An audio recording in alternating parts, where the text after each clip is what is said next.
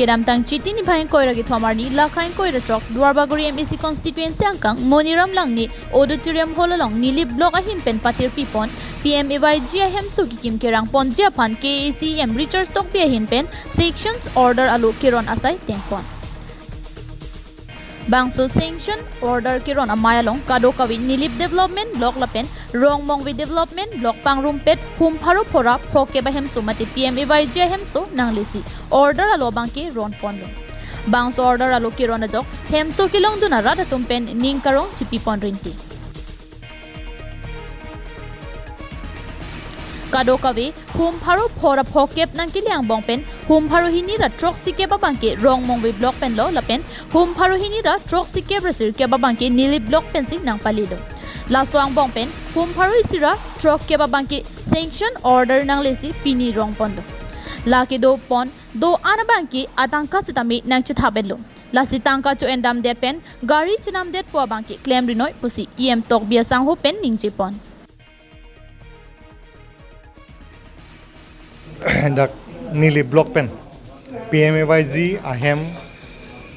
sanction order alu kipila pen awareness program the so program long penangan na beneficiary dolo nang chitong do nak lo lapen Dwarbaguri constituency aphan nili block lapen romongbe block 500 plus 550 PMAY-G ahem nang lidun la song bong pen 270 ke rombong pe block andar lo lapen 279 lake lapu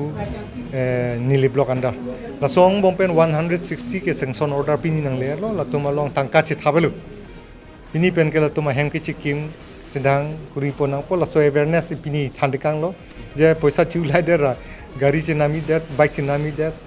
free chinami det tang pini chinami det la so na vitet nei po la so awareness pini patang pon Nasi kadoko be fan nasi rok tok nanti laso fan bangsi itum par week lo tangte 1 week ang bong lo te BDC chairman pen chenglok JE etum damsi laki ki ma hamalong lang damji ke lang dam laso review lo pen hai visit dampo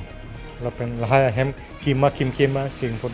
pe ma lahai kam hem sami lang pun po laso putha kalam si pini dak dai thorlong muniram lang ni auditorium holong paduko